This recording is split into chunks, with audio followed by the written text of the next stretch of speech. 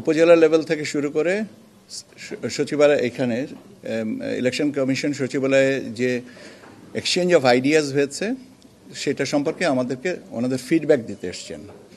এবং ওনার শেষ কথাটায় শুনেছেন যে সব লেভেলেই একটাই কথা, যে ওনারা কমিটমেন্ট আছে for free, fair and credible election.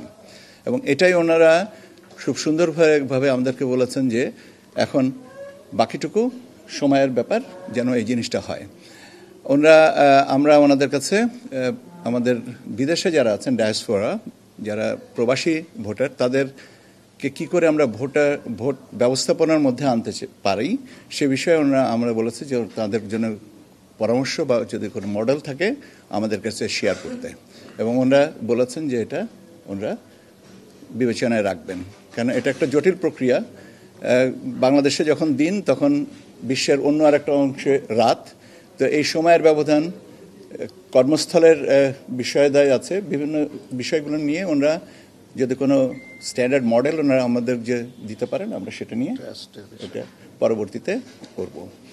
আর একটা হচ্ছে যে ভোটারদের ভিতর আস্থা, যে হ্যাঁ আমি আমার ভোটটা আমি দিতে পারবো, এই বিষয়টার পরে ওনারা বললেন যে এটাও আপনারা দেখবেন। এবং সেক্ষেত্রে যে বিষয়টা অ্যাওয়ারনেস বিল্ডিং, কমিউনিকেশন সিস্টেমসগুলোকে আরও স্ট্রেংথেন করার জন্য ওনারা আমাদেরকে সহযোগিতা করবেন, যাতে আমরা একটা free, fair and credible election করতে পারি। আমার মনে হয় যে এটুকুই